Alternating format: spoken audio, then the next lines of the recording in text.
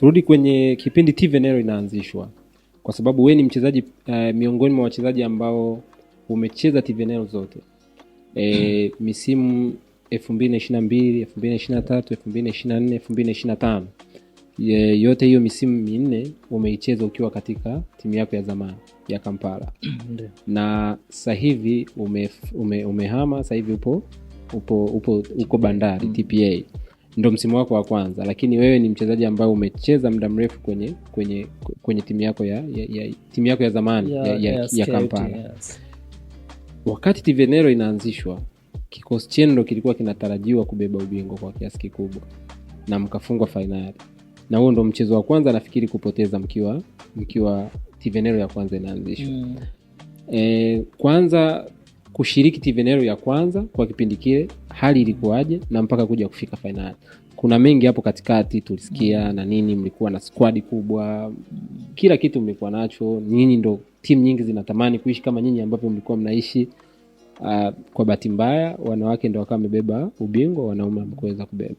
Nini kilikuwa kinaendelea kwa kipindi kile Tivenero ya kwanza mwaka 2022, na unakumbuka nini zaidi? Kwa kitu ambacho naweza kukumbuka, cha kwanza kabisa ile game iliniuma. Hicho naweza kukumbuka cha kwanza.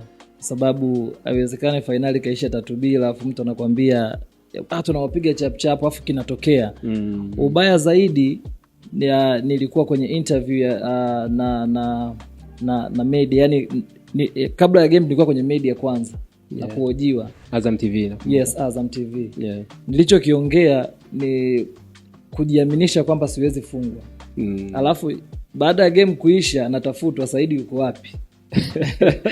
Huo situation inakuwa ngumu sana na muda huo nishatamba kwenye media before game.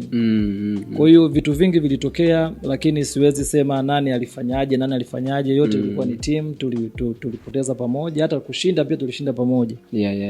Lakini kwenye game ile aisee, yani sijui ilikuwaje. Iliniuma kwa kweli, yani Tivenero iliniuma. Katika vitu ambavyo tulisikia ni kwamba wachezaji wote wa QT kipindi kile 2022 Tivenero ya kwanza, mlisikia kabisa kwamba mpinzani kabisa kabla game hamjaanza washaandaa na t-shirt kabisa za kwamba wao ni mabingwa. Nini hamkuwa na pressure ile ya kusema kwamba hao wanajiamini kiasi gani hadi tunakuja kudhihirishiwa kwamba sasa sisi ni machampion, tushaandaa hadi mavazi siku ile? Kwa maana Jeshi Stars alikuwa shaandaa kila kitu, kwa maana yeye ana uhakika. Hamkuwa na hofu yoyote, au mliingia baada ya kupata hicho ilikuwa ni kama sehemu ya kuwajengea hofu kwamba sisi tayari ni mabingwa? Hicho kwanza hakikuja kabla ya game. Naweza nikasema ilikuwa ni surprise, kwa sababu zilianza kama rumors. Jeshi Stars washaandaa t-shirt, lakini ule uhakika kusema zipo hatukuziona. Sisi tulichokiongea kwamba tucheze game, tushinde game. Kwa kitu kuja kutokea tukafungwa, alafu yani point ya mwisho nadondoka watu wanakimbilia t-shirt. Aisee, ilikuwa mbaya sana. Yani kwamba kuamini hawa jamaa kwanza walikuwa wanatuona sisi ni mizigo, kwamba yani hawa jamaa hata iweje tutawafunga. Hata hivyo ilituia vigumu. Kwa sababu gani? Kwenye semifinal tulikuwa tunacheza game 3 ambapo Jeshi Stars alikuwa anacheza semifinal na Chui. Yes, yeye alicheza game 2 akashinda zote straight. Alishinda ya kwanza, kesho yake akashinda ya pili. Sisi tulikuwa tuna nusu finali na High Voltage. Yes, High Voltage tulishinda game ya kwanza.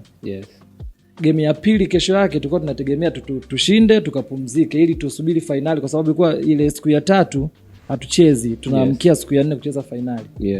Kwa sisi ile siku ya pili tukacheza tuko chini kabisa, kwamba High Voltage tunamjua yuko fulani, yuko Ford, tunashinda ile. Kicho kutokea tukapigwa ile game. Kwa hiyo siku ya 3 inabidi tena ucheze ili uende ukacheze finali. Nakumbuka game ya kwanza tumetoka seti 3-2, maana yake seti 5 hizo. Game ya pili tena seti 3-2. Maana yake jana umecheza 5, siku ya pili yake umecheza 5. Siku ya 3 tena seti 5 tena.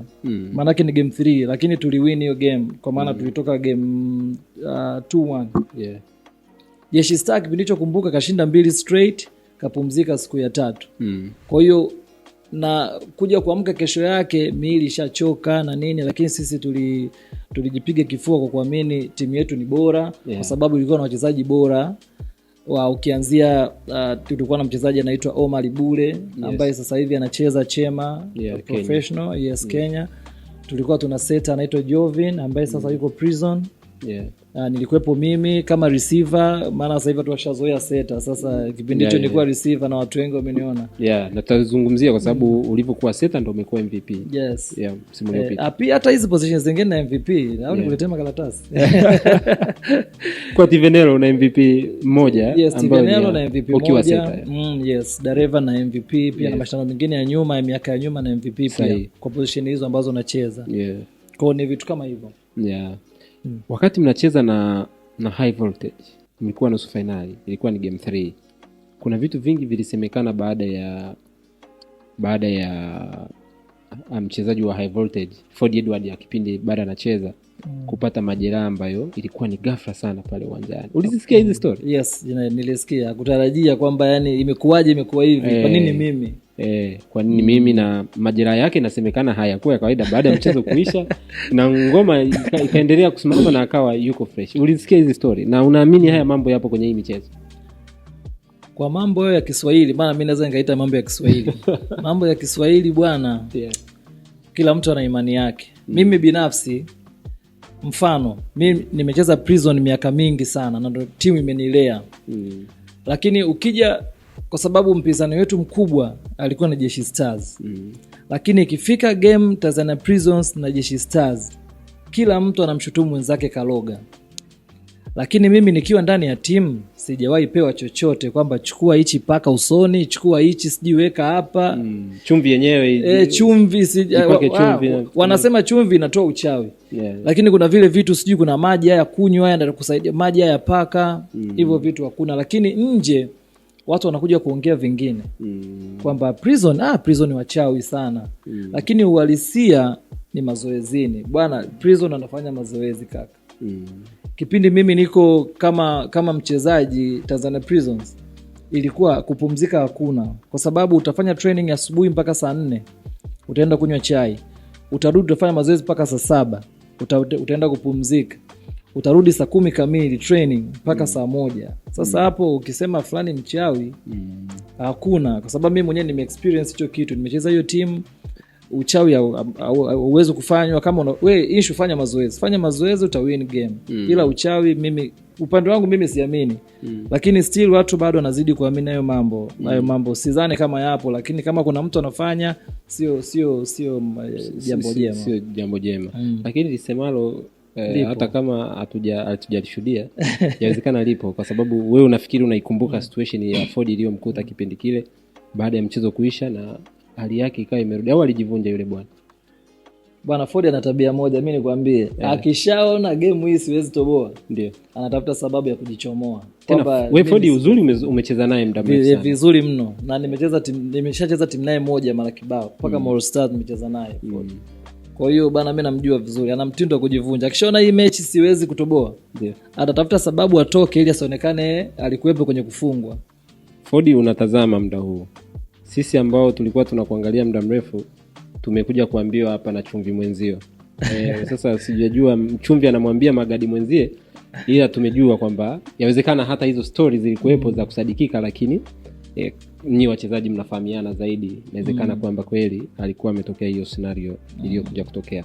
Tukaumaliza huo msimu na mkao amepoteza ubingwa, amkuweza kuwa mabingwa kwa kipindi kile, ambayo haikutarajiwa kabisa. Msimu uliofuata mkaona sasa mboreshe kikosi, mchukue vyuma kutoka nje, tukiwa Gwambina pale. Mkachukua wachezaji wa nje. Unaikumbuka kwanza kile kikosi ambacho mlifanya registration kile? Nakikumbuka. Yes, nakumbuka. Nilikuwepo mimi, alikuwepo Mwenyezi Mungu ailaze roho ya marehemu bwana, anaitwa Makwachi, ni Msudan. Tunamuombea. Yes, alikuwepo wa Tanzania, alikuwepo Lukuvi, alikuwepo Twa Bilali, Jovin, Stallon Wilbard, ambaye sasa hivi ndo kochi wangu, japokuwa nilicheza naye timu moja, ndo kochi wangu na tutaizungumzia. Na pia wewe ushakuwa kocha wake pia mkiwa Kampala. Yes, mimi nishakuwa kocha wake, sasa hivi ni kocha wangu. Maisha yanabadilika kaka. Yes. Kwa kile kikosi kilikuwa kikubwa sana, lakini ndio hivyo. Wewe unafanya mazoezi na mzee unafanya mazoezi. Kila kitu kinawezekana. Okay. Kwa kipindi kile mlikuwa na wachezaji hadi wakuwa na nje, na ile ilikuwa ni timu ambayo iko chini ya taasisi ya chuo cha Kampala. mlikuwa mnapata flexibility gani za kuweza kupata investment kama zile, mnaletewa wachezaji wa nje, the way lifestyle yenu ilivyokuwa mpaka wachezaji wengine wakawa wanatamani ile lifestyle ambayo ulikuwa mnaishi? Kikweli mlikuwa mna inspire watu wengi, kila mtu anaweza akatamani kucheza Kampala. Mlikuwa mnapata flexibility gani? Kwa sababu nafikiri wewe ndio ulikuwa huko kama sehemu ya uongozi wa club pale wa timu. Kwanza kitu kikubwa, kwanza nipende kuchukua fursa hii kuipongeza uongozi mzima wa chuo cha Kampala.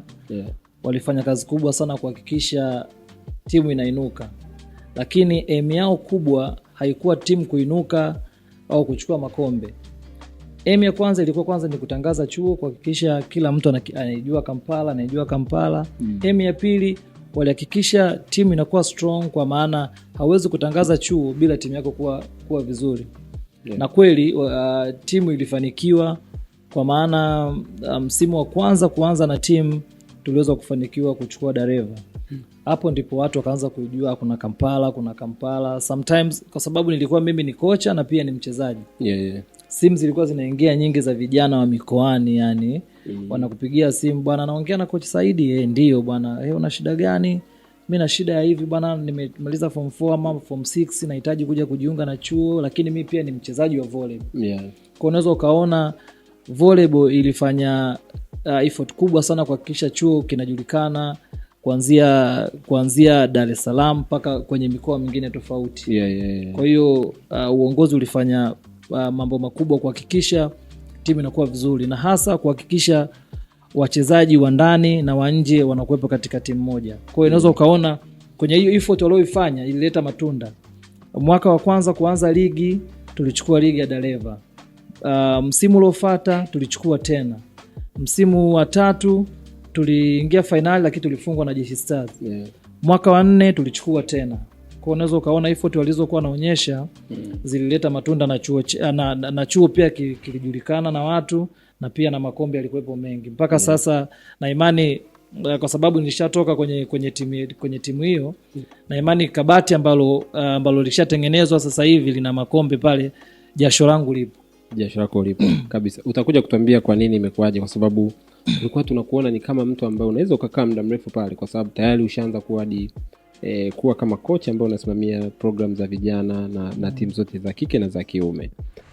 2023 mnatoka nusu finali, mkashindwa kufanya vizuri, na tena hiyo kipindi hicho ni wanawake na wanaume, hamkuweza kufanya vizuri timu zote mbili. Nafikiri wanawake walikuja kupoteza dhidi ya Magereza kwa kipindi kile. 2023 tumehamia Mwembe Yanga. QT haikuwa sehemu ya mashindano. Nini kilitokea mpaka QT hamkuwa sehemu ya TVNL ya mwaka 2024? Kikubwa kilichotokea kwenye mpaka timu kuto kushiriki kwenye mashindano ni finali ya Dareva League. Ambayo finali ilikuwa ni Kampala wenyewe ambao ni wenyeji wa uwanja na timu ya Jeshi Stars wanaume. Tulicheza hiyo finali, set ya kwanza, ya pili, ya 3, ya 4, ya 5. Kampala ina pointi 14. Jeshi Stars ina pointi 12. Mpira umechezwa, lali imeenda. Referee nakumbuka alikuwa anaitwa Joseph Kiogo, ni brazangu kabisa mkubwa huyu. Alikuwa Joseph Kiogo first referee, second sikumbuki vizuri, alikuwa sina kumbukumbu vizuri. Basi kwenye situation ya set ya 5 imeenda 14 Kampala, 12 Jeshi Stars. Sisi tumebakiza pointi 1. Huku Jeshi Stars wamebakiza pointi 3. Na hapo anatakiwa patikane bingwa wa mkoa wa Dar es Salaam. Na kipindi hicho kumbuka nyuma miaka 2 yote tumechukua sisi hilo kombe. Kwa kwenye ule mvutano wa walali umeenda, sasa game ishawachukua watu sasa, yani mpira umeenda huku. Ikatokea chance boy imeenda Jeshi Stars wapate game wapate wao 13.